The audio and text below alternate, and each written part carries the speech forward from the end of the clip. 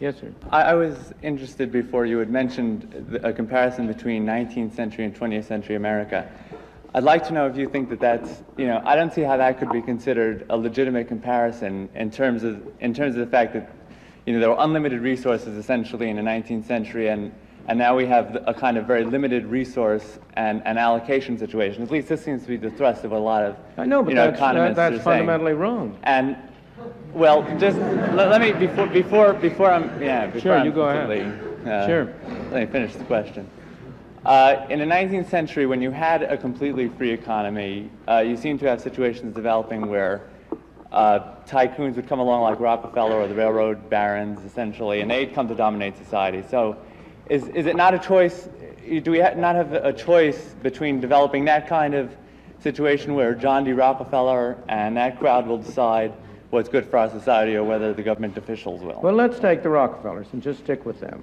Who created the University of Chicago, incidentally. I know. He founded the University of Chicago. Tell me, John D. Rockefeller did a great deal of good for this country. Yeah.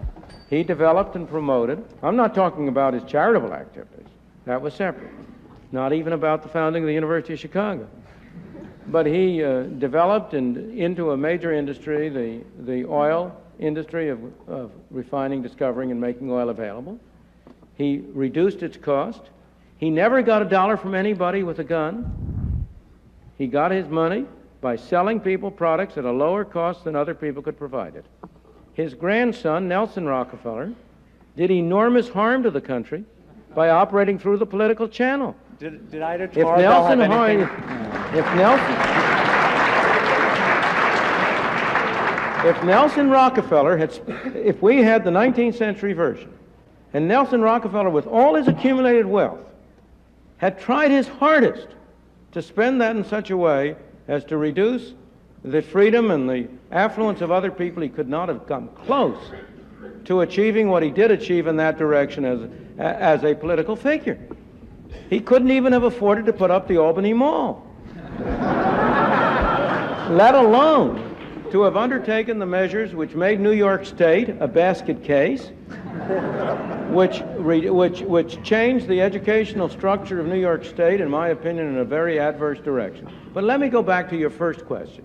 First place, it is simply not true that we have limited resources now, whereas we had unlimited resources in the 19th century. On the contrary, from every important economic point of view, we have a greater volume of resources now than we had then.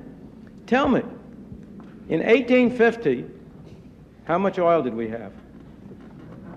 It hadn't been discovered. It was useless. We had no oil. The first oil well was discovered, was drilled in Titusville in 1858. We have more oil now than we had in 1850 in a meaningful economic sense. Before nuclear power was discovered, how much nuclear power and energy did we have? The progress of technology has had the effect of increasing the effective volume of resources available to us, so that we have far greater resources available now than we had in the 19th century as a result of the technological and business developments that were produced. Is government regulation of the resources necessary? Not at all. Government regulation of resources of the kind we've had has led to waste and misuse of resources. So that, really, go back, look at your analysis. What matters are the resources that are available to be used, not those that will be discovered later on. Of course, one more thing needs to be said. We are, of course, wealthier and better off than were the people in the 19th century. But we are their heirs. We could not be where we are if they had not done what they did. And I think it's a false comparison not to take into account the debt which we owe to the enormous economic progress and development of the 19th century, to the fact that our ancestors came here with empty hands and have made it possible for us to have a decent life. I hate to use the old cliche about standing on their shoulders, but that's what we do. In America, it has been argued by some that there are no pervasive values that would form the basis of the private sector performing in the altruistic manner you think it will, but instead, the only pervasive value in this country is material self-interest. And therefore, the private sector is not inclined to perform in the altruistic way that you think it will. And as a result of that, the welfare state has sprung up as the only alternative for the disadvantaged in the society. Well, let's look at the situation. Was it a pure interest in material welfare and self-well-being that built the University of Rochester and the thousands of other private universities around the country? Was it the material interest in immediate self-welfare that produced the private non-profit hospitals around the country that were so prominent a feature, let alone the Carnegie libraries, let alone all the others? It's quite the opposite. There is no question about the evidence that the United States has had a unique, almost unique, experience of private charitable eleemosynary activity on a broad scale. But now I come to the other score. Again, you are looking at it in terms of objectives and not results. You are assuming that these welfare programs do help the disadvantaged. You are assuming that government activity helps the disadvantaged. If I take people of your race, in what respect are the black people in this country most disadvantaged? In respect to the kind of schooling they can get. Why? Because that schooling is provided by the government. Where do you get the idea that the disadvantaged are being helped? The blacks are in the first place forced to have bad schooling because the state provides it. In the second place, having been put under that disadvantage, they are being prevented from getting on-the-job training by a minimum wage law, which is the most anti-Negro law we have on our books, all in order to help the poor, no doubt. That's the purpose of it. That's said to be the purpose of it. But what's the effect of it? So what I am trying to say to you is that it's all very well to talk about using the state, but explain to me how it is that a people who in their separate lives are driven only by material self-interest are somehow in their collective capacity driven by altruistic impulses. How do you reconcile the one or the other? See, the basic situation, as it appears to me, is almost the opposite. Most people are selfish in a narrow material sense. And when the government is run by most people, when you have a majoritarian democracy, the government is going to reflect their preferences and their taste. The only way in which you can have non-material values become effective is by having a society in which a minority can express itself. Which are the most materialist countries in the world? There is no country in the world more materialist than Russia. All it talks about is its 5-year plans, its material accomplishments, its material plans. It is not altruistic. On the other, so that at any time, in any society, I don't care what it is, the fraction of the public that is going to be interested in the well-being of others and in things other than their fairly narrow self-interest is going to be a minority. And the question is, how do you construct a system in which that minority is least hindered? And in my opinion, that's a system in which government has very limited power and in which private voluntary activity has a maximum of opportunity to develop. Thank you. Let's see if we can get some more questions here. But I think a much more reliable source of optimism is the growth of the Internet. In your area, the major effect of the Internet will be to make it harder for government to collect taxes. Governments can collect taxes best on things that don't move. Land is an ideal basis of taxation because you can't take it away. Yep. Individual states cannot go as far in taxing personal income as the federal government can, because people can move from one state to the other more easily than they move across countries. The Internet is going to make it very difficult to collect taxes on services of all kinds. After all, you can complete these transactions in cyberspace, not on the ground. Computer companies now are getting their programming done in India. I doubt that anybody's paying any taxes on any of that. No. So that I think that the Internet is going to be one of the major forces for reducing the role of government.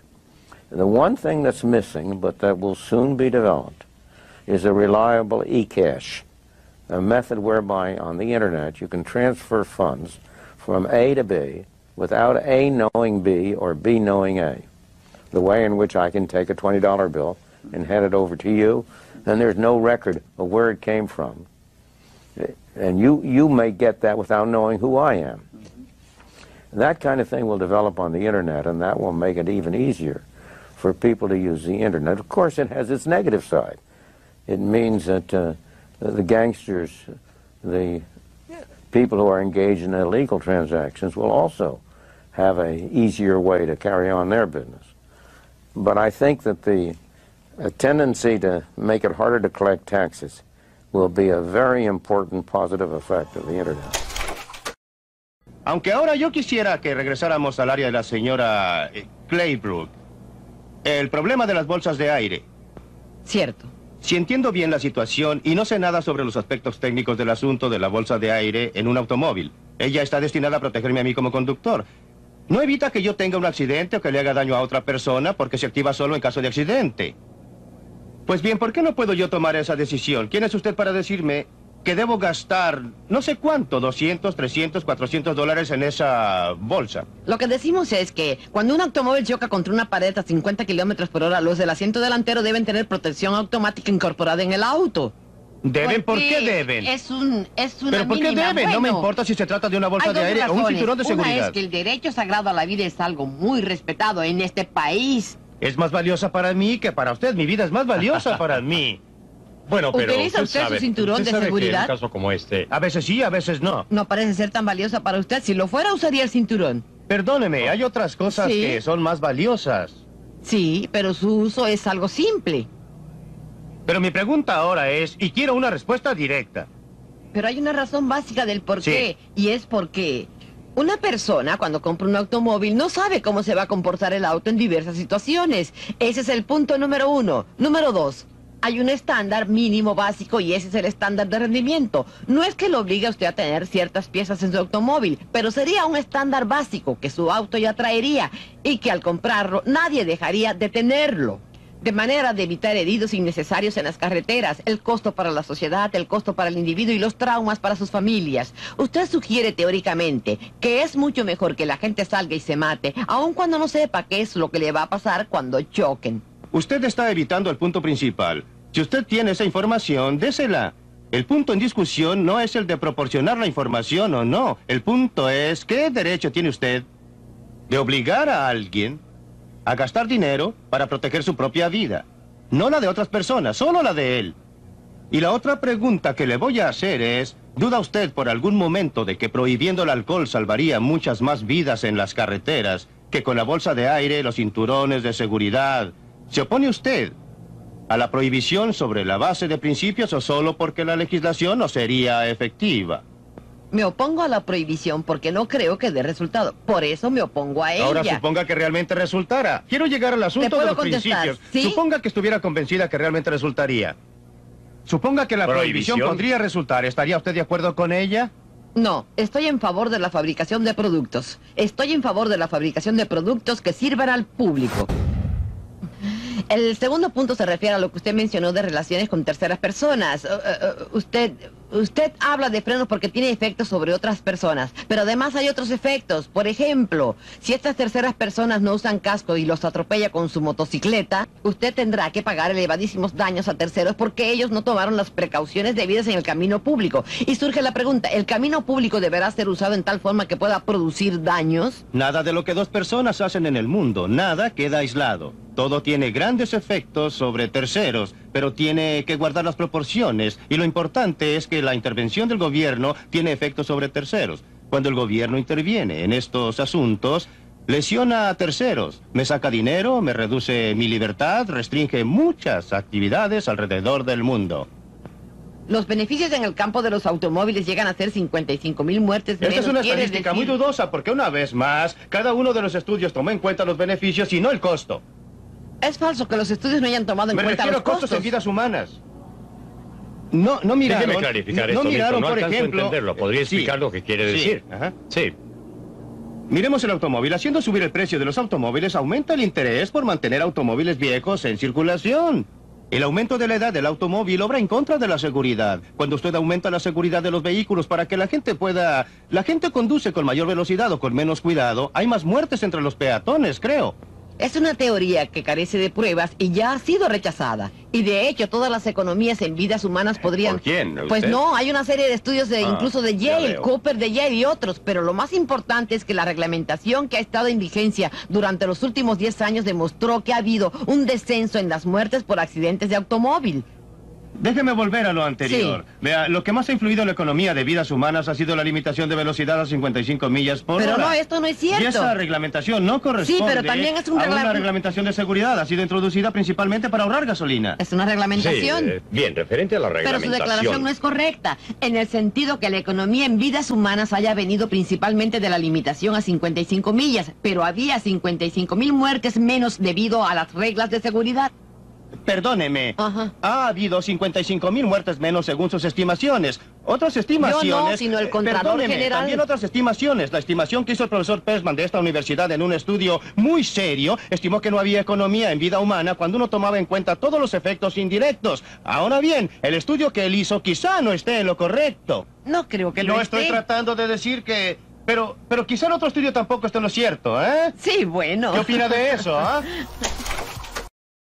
This has to do with the Ford Pinto. I'm not sure if you're aware of the recent revelations that have come out about the production of that car. Ford produced it knowing full well that in any rear-end collision, the gas tank would blow up because they had failed to install a $13 plastic block in front of the gas tank. And Ford estimated in an internal memo that that would cost about 200 lives a year. And they estimated further that the cost of each life would be $200,000. They multiplied and they found that the cost of installing those blocks in each of the cars would be more than the cost of saving those 200 lives. And over the past 7 years, the car has been produced and over 1,000 lives have been lost. It seems to me that Ford did what would be the right thing according to your policy. And yet that seems to me to be very wrong. Well, let me ask you, let's suppose it would have cost $1 billion per person. Should Ford have put them in nonetheless? You But it you're wasn't really a only, question of you know that. that It was you're a really only question of arguing about $13 price. each. You're not arguing about principle. No. Because you Principles cannot, nobody can take the principle. Nobody can accept the principle that an infinite value should be put on an individual life. Because in order to get the money involved, in order to get the resources involved, it's not money. In order to get the resources, they have to come from somewhere. And you want the policy which maximizes the situation overall. You cannot accept a situation that 1 million people should starve in order to provide one person with a car that is completely safe.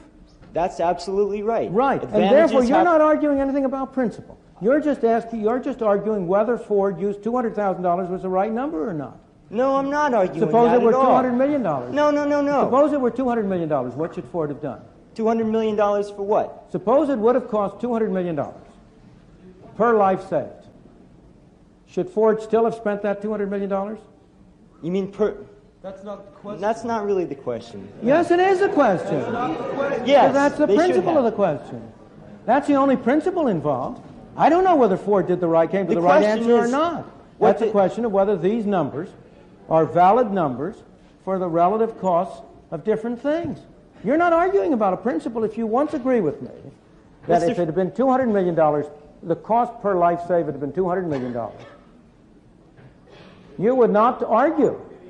Look, let me go back for a moment. Can I say something in response to that? If Ford had not been able to market those cars in the same kind of economic bracket because of the price of installing this one plastic block, that would be a different question. Maybe Ford could have considered redesigning the whole car so as to make it cheaper.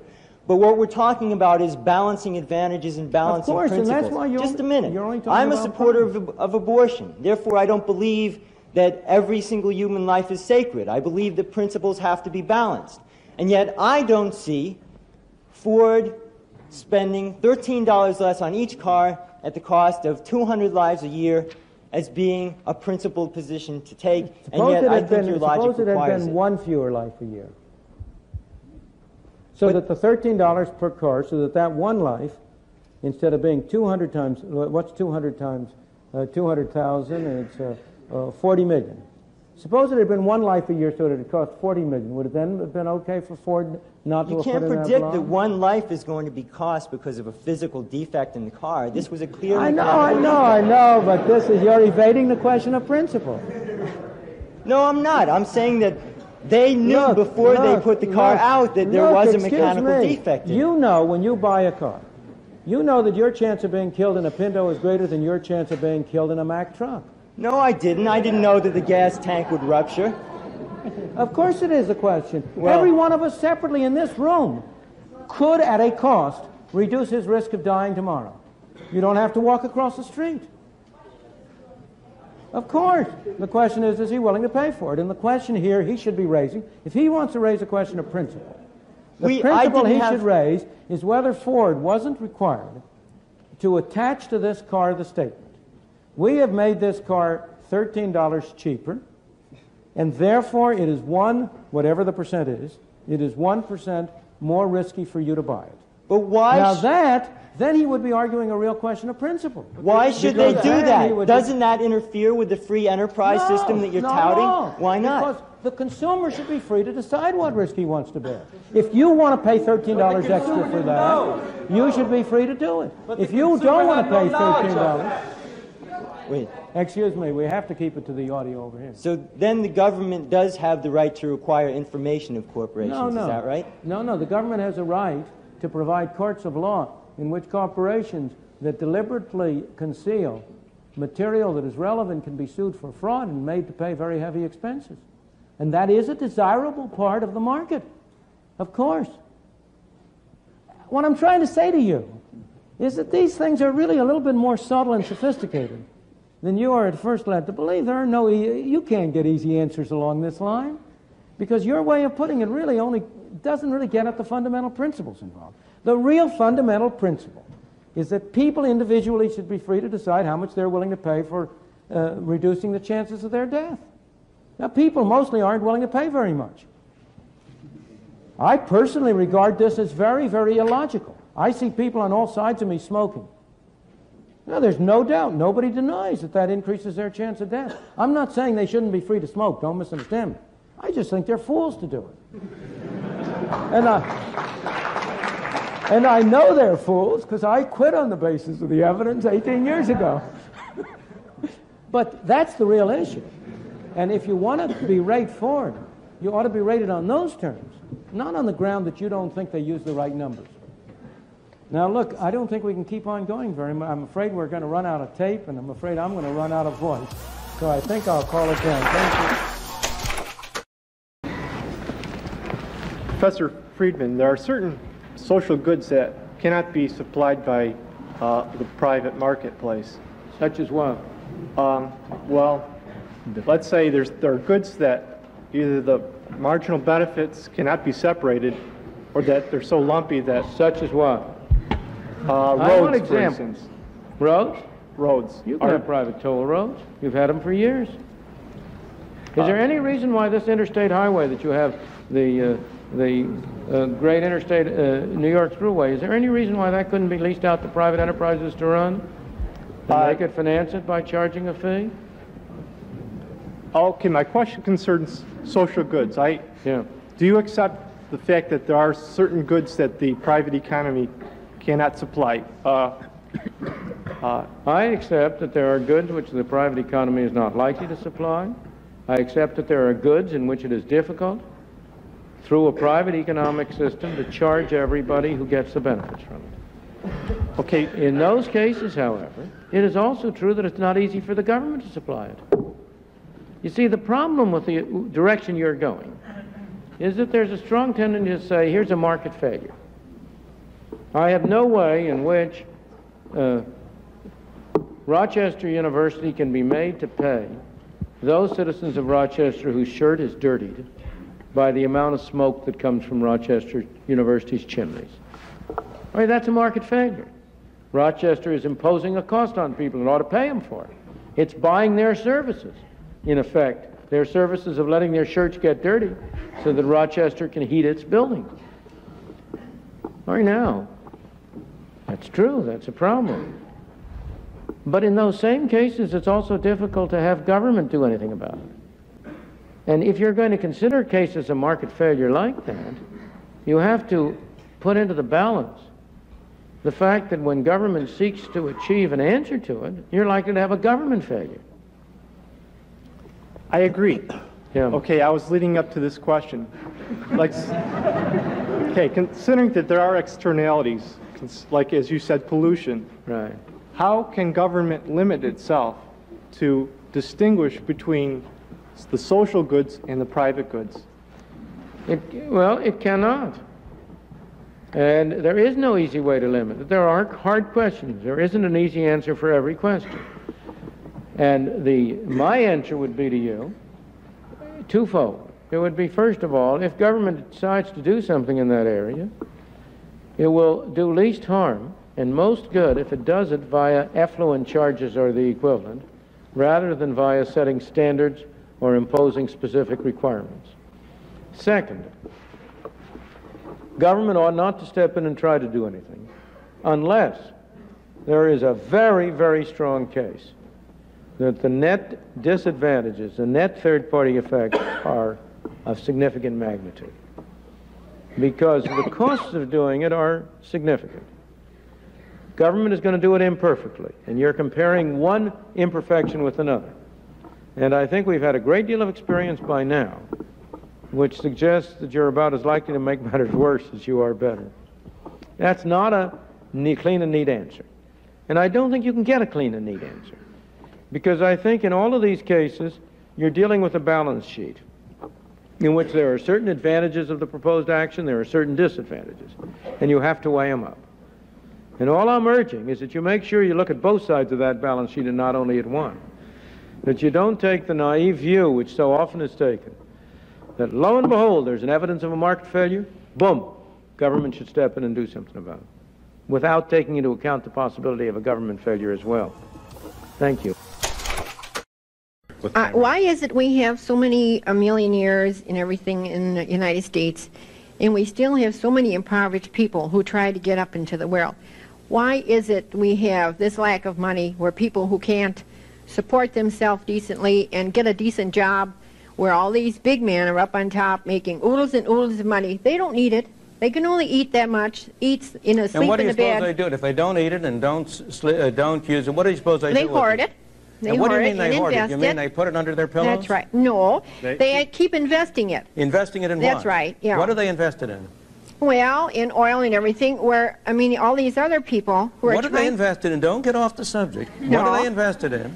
Well, they invested in a lot of different things that the little people need. Well, do they invest it in factories? Yes. Does some of that money end up in machines? Yes. Do those factories and machines provide ordinary working people with jobs or not? What do you suppose the productivity of this country would be, and of the wage rate would be, if the total amount of capital in this country today was what it was 100 years ago? Where do you suppose the improvements in productivity come from, except from the investment by people of their savings? But let me go to your fundamental question. First place, nirvana is not for this world. There is no paradise. Of course we've got a lot of people who are poorly off. But if you look at it over time, if you get a sense of proportion, the well-being of the ordinary people has been the main thing that has been improved by economic progress and economic growth and development. And most residual hard cases of poverty today are the result, again, of a failure of government. Why do we have a black teenage unemployment rate in 30 to 40%? Because of two failures of government. One, a failure to provide decent schooling, which is a governmental responsibility. Has been, whether it should be or not, it has been. And second, because of a minimum wage rate, which prevents those kids who haven't had decent schooling from getting jobs at low pay at which they can earn the skills on the jobs that would enable them to rise to higher pay. If you look at the sources of poverty, you will find most of them are derived from what I regard as wrong-headed government policies. Well, I'm trying to look ahead because I'm almost going to retire. Yes. And it's pretty Social hard Security making it go now. before, you know, you retire. You're covering a lot of issues here. I might say, if Phil will pardon me, I'm going to cover all of these issues. Yeah, please, let's get this plug in, because it is an important program, which is, that's all I need. Is this one is going to compete now with Guess Who? He's got his own TV show. I mean, I'm not insecure enough. Because the government sets a minimum wage, what does McDonald's do? McDonald's? It can't hire as many teenagers. It improves its capital equipment to serve. It does less business because it has to charge higher hamburger prices. In the absence of a minimum wage, McDonald's would be able to offer a larger number of jobs to a larger number of youngsters, and they would be able to acquire some skills. And not only McDonald's. So we hire more people get work. Younger people. The younger people would work, and they'd get a chance to develop their skills to become productive members of society instead of being driven into a cycle of poverty and of welfare, which is absolutely deplorable. Milton Friedman, the economist, returns in a moment. Yes, sir. Dr. Friedman, we recently had a guest convocation speaker in the name of Jane Fonda, who spoke to an overcapacity and, I might say, enthusiastic crowd regarding the fear of big business in influencing government decisions and running the world virtually. And I would say that she influenced a lot of people here, and although her speech might have been alarmist, there seemed to be quite a bit of credibility to it. Could you have some comment as far as what you feel? Sure. There's a great deal of merit in the position she was taking. One of the reasons, you must distinguish sharply between being pro-free enterprise, which I am, and being pro-business, which I am not. Those are two different things.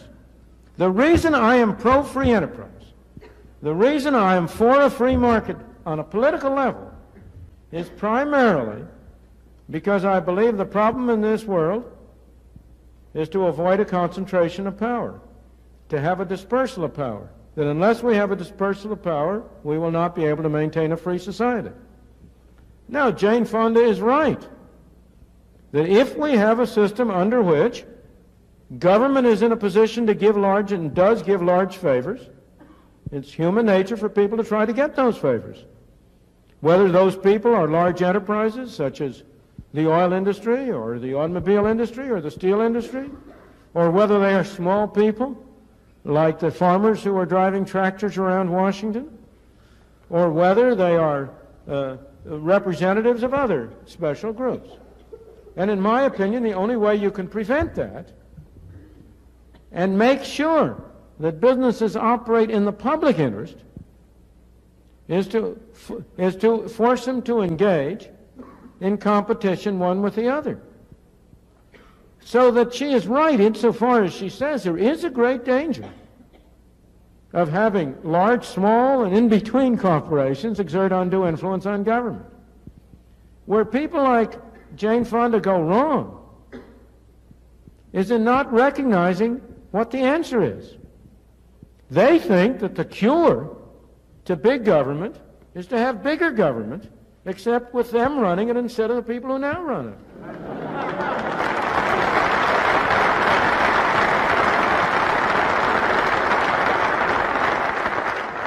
But in my opinion, the only effective cure is to reduce the scope of government, to get government out of the business. If government is prohibited from engaging in activities which can benefit special groups, then those special groups will not have any incentive to go to Washington. For example, to dream an ideal. Suppose we could have a constitutional amendment prohibiting Congress from making any laws imposing tariffs. Well, there would be a lot of lobbyists in Washington who would lose their jobs overnight. That would reduce the incentive for corporations to try to affect government, and similarly down the line. So we must separate diagnosis and problem from cure. And I believe that that's the area in which she is likely to mislead the public. I want to say one more thing.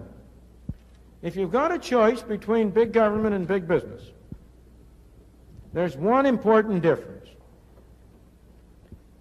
No big business, whether it be General Motors or U.S. Steel or any other, can get $1 from you unless you voluntarily pay it off and think you're getting your dollar's worth in return.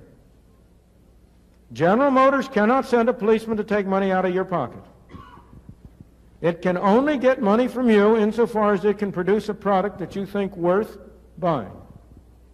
It may indirectly get money out of your pocket by operating on government to impose tariffs on foreign cars. That's why we oughtn't to do that. But in the market, no business, however big, can get money from you except by providing you with something you value in return. That's hardly the case with government. Big government can send a policeman and take money out of your pocket, whether you believe you're getting your money's worth or not. That's an enormous difference. It's a difference between freedom and coercion, and it's a difference that we can only maintain if we keep down the size and scope and role of government. Thank you. I have always been amused by a kind of a paradox. Suppose you go around and ask people, the United States, as you know, before 1914 had completely free immigration. Anybody could get on a boat and come to these shores, and if he landed on Ellis Island, he was an immigrant. Was that a good thing or a bad thing? You will find hardly a soul who will say it was a bad thing. Almost everybody will say it was a good thing. But then I suppose I say to the same people, but now what about today? Do you think we should have free immigration? Oh no, they'll say, we couldn't possibly have free immigration today. Why, that would flood us with immigrants from India and God knows where. We'd be driven down to a bare subsistence level. What's the difference? How can people be so inconsistent? Why is it that free immigration was a good thing before 1914 and free immigration is a bad thing today? Well, there's a sense in which that answer is right. There's a sense in which free immigration, in the same sense as we had it before 1914, is not possible today. Why not? Because it is one thing to have free immigration to jobs. It is another thing to have free immigration to welfare. And you cannot have both. If you have a welfare state, if you have a state in which every resident is promised certain minimum level of income or a minimum level of subsistence, regardless of whether he works or not, produces it or not, well then it really is an impossible thing. If you have free immigration in the way in which we had it before 1914, everybody benefited. The people who were here benefited. The people who came benefited. Because nobody would come unless he or his family thought he would do better here than he would elsewhere. And the new immigrants provided additional resources, provided additional possibilities for the people already here. So everybody could mutually benefit. But on the other hand, if you come under circumstances where each person is entitled to a pro rata share of the pot, to take the extreme example, or even to a low level of the pot, then the effect of that situation is that free immigration would mean a reduction of everybody to the same uniform level. Of course, I'm exaggerating. It wouldn't go quite that far, but it would go in that direction. And it is that perception that leads people to adopt what at first seem like inconsistent values. Look, for example, at the obvious, immediate, practical case of illegal Mexican immigration. Now, that Mexican immigration over the border is a good thing. It's a good thing for the illegal immigrants. It's a good thing for the United States. It's a good thing for the citizens of the country. But it's only good so long as it's illegal. That's an interesting paradox to think about. Make it legal, and it's no good. Why? Because as long as it's illegal, the people who come in do not qualify for welfare. They don't qualify for Social Security. They don't qualify for all the other myriads of benefits that we pour out from our left pocket into our right pocket. And so as long as they don't qualify, they migrate to jobs. They take jobs that most residents of this country are unwilling to take. They provide employers with workers of a kind they cannot get. They're hard workers, they're good workers, and they are clearly better off. If you ever want to know how what people prefer, the surest sign is how they vote with their feet. then there is no doubt how the braceros vote. They vote to cross the border with their feet, on their feet, or in any other way they can, by the thousands and perhaps millions, for all I know. Illegal immigration is fascinating because it shows not only the main point I'm trying to bring out now, how interconnected are the various aspects of freedom, how interconnected is the problem of governmental arrangements for welfare and governmental arrangements for immigration and other things. But it shows a very different point that's kind of a digression. And that is how bad laws make socially advantageous acts illegal, and therefore leads to an undermining of morality in general. Milton Friedman has told us why the government's role in our lives should be limited. But how limited? Let's ask him about the structure of the federal government itself. I have a list here of the 14 cabinet departments. Now, 14 is a lot for television, so I want to just go right down the list quickly and have you give me a thumbs up or thumbs down. Keep them or abolish them. Department of Agriculture. Abolish. Gone. Department of Commerce. Abolish. Gone. Department of Defense. Keep. Keep it.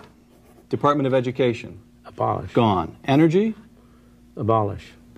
Except as energy ties in with the military. Well, then we shove it under defense. That's the little right. bit that handles the nuclear, right, that ought to go under plutonium defense. and so forth goes under defense, but we abolish the rest of it. Health and Human Services? There is room for some public health activities to prevent contagion, such a thing as, for example. So you'd keep the National Institutes of Health, say, and the Center for Disease Control down in Atlanta? No, not the National Institute. Oh, no? Those are mostly research agencies. No. That's a question of whether the government should be involved in financing research. And the answer is no. Well, that's a very complicated issue, and it's not an easy answer with respect to that. We'll eliminate half of the Department of Health and Human Services? Like that. Okay, one half. There we go. Housing and Urban Development? Out. Oh, didn't even pause over that one. Department of the Interior? Oh, well, but housing and urban development has done an enormous amount of harm. My God. If you think of the way in which they've destroyed parts of cities under the rubric of eliminating slums. Jack Kemp. You know, you remember, Martin Anderson wrote a book on the federal bulldozer describing the effect of the urban development. There have been many more dwelling units torn down in the name of public housing than have been built. Jack Kemp has proposed selling to the current inhabitants of public housing their unit, their townhouse, their apartment, for $1 a piece, and just shifting the ownership to the people who live in it. If you got rid of the Department of Housing and Urban Development, it would be worth doing that. All right, done. That's gone. Department of the Interior, your beloved National Park Service. Well, given the problem there is, you first have to sell off all the land that the government owns. But that's what you should do. But it could be done pretty quickly. It could be done. You should do that. There's no reason for All right. government to own. The government now owns something like 1/3 of all the land in the country. And that's too much. Should go down to zero. Should go down to, well, not entirely zero. They ought to own the land on which government buildings are. All right. Okay, terrific. Department of Justice. Oh, yes. Keep that one. Keep that one. Labor. No. Gone. State. Keep. Keep it. Transportation. Gone. Gone. The Treasury? You have to keep it to collect taxes. All right, collect taxes through the Treasury. Veterans Affairs? You can regard the Veteran Affairs as a way of paying essentially salaries for services of those who have been in the armed force. But you ought to be able to get rid of it. You should be able to pay it off. Pay it off. Pay off lump sums, perhaps. That's right. And just get rid of it. Okay, Milton Friedman, if you are made dictator for one day, the next day the American government... No, I don't want to be made dictator. You wouldn't? I don't believe in dictators. Okay. I believe we want to bring about change by the agreement of the citizens. I don't believe in arbitrary rule. Let me put it this way then. If we can't persuade the public that it's desirable to do these things, we have no right to impose them, even if we had the power to do it. All right. From 14 departments down to its basic fundamental functions. What are its fundamental functions? Preserve the peace, defend the country. All right. provide a mechanism whereby individuals can adjudicate their disputes. That's the Justice Department. Protect individuals from being coerced by other individuals, the police function. Right. And now, this is both the central government and the state and local governments. The police function is primarily local and central. Right. And those are the fundamental functions of government, in my opinion. Milton Friedman, thank you very much. The guests at this party aren't much interested in self-driving entrepreneurs like Martin. High-powered business executives from North America and West Europe, they're interested in bigger game. They are here to do business and make good profits for their firms. They'll do it by arranging joint ventures between their Western companies and government enterprises. To succeed, they have to get on the right side of the politicians and the bureaucrats who are in charge. It's large-scale lobbying, very much in the Western manner. The danger is that in the process, local government bureaucrats and big foreign business will end up freezing out local entrepreneurs. The government to do. Yeah, but Les is very aware of the fact that the government is worrying about selling out the country. The assets of Hungary belong to the people of Hungary. Right. I do not believe they should be sold. You're a citizen of Hungary. Who owns the state enterprise? Okay, the society as a whole. Not the society, the people. Well, that's well, give it to the people. Yeah. Equal pay for equal work laws are a source of apartheid. You know, the basic source of apartheid in South Africa was the insistence by trade unions on equal pay for equal work. The women who go around today urging equal pay for equal work are being anti-feminist. They don't intend to be, but that is the effect of their policy. Because if there is any activity in which, for any reason, a male is preferable to a female, or vice versa, the only weapon the less productive sex has is to offer to work for less. And if you deny them that opportunity, you're assuring yourself that you're going to have all male jobs or all female jobs or all white jobs or all black jobs. But aren't you also condemning them to stay that way? Not at all. Not at all. The typical course, if you go back to American history, by taking these low-paid jobs, a great many people, not all, but a great many people were able to develop skills and activities, accumulate a little skill, a little capital, a little knowledge, improve their lot, become advance in the stage, get to a higher level of productivity, and get a higher income. That's been the typical way up the ladder for most of the people who came in here. It was a way up the ladder for my parents, for your parents or grandparents or great-grandparents, I don't know which. And that's the way in which, unfortunately, there's no way in which you can immediately propel people to the top of the ladder. Okay, thank you very much. Thank you. Mr. Friedman, referring to the statements that you made about women who advocate equal pay for equal work. Gee, I thought I'd get a rise out of that sooner or later. Delighted to have it.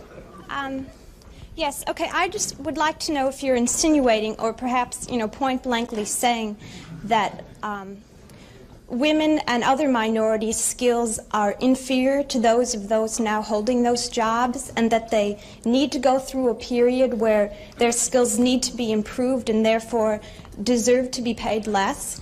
No, I don't think desert has anything to do with it. I'm not, first of all, I think desert is an impossible thing to decide. Who deserves what? Nobody deserves anything. Thank God we don't get what we deserve. But I'm not saying that at all. I'm saying a very different thing. I'm saying that the actual effect of requiring equal pay for equal work will be to harm women. If women's skills are higher than men's in a particular job and are recognized to be higher, the law does no good, because then they will be able to compete away and can get the same income. If their skills are less for whatever reason, maybe it isn't because it's their sex, maybe it's because they were out of the labor force, maybe it's for other reasons, and you say the only way you are able to hire them is by paying the same wage, then you're denying them the only weapon they have to fight with. If the unwillingness of the men to hire them is because the men are sexist are what's the phrase, racist, sexist pigs or whatever, if that's the only reason they want to hire them, nonetheless, you want to make it costly to them to exercise their prejudice. If you say to them, you have to pay the same wage no matter whether you hire women or men, then here's Mr. Sexist Pig. It doesn't cost him anything to hire men instead of women. However, if the women are free to compete and to say, well, now look, I'll offer my work for less, then he can only hire men if he bears a cost. If the women are really good as a man, then he's paying a price for discriminating. And what you are doing, not intentionally, but by misunderstanding, when you try to get equal pay for equal work laws, is what you are doing is reducing to zero the cost imposed on people who are discriminating for irrelevant reasons. And I would like to see a cost imposed on them. I'm on your side, but you're not.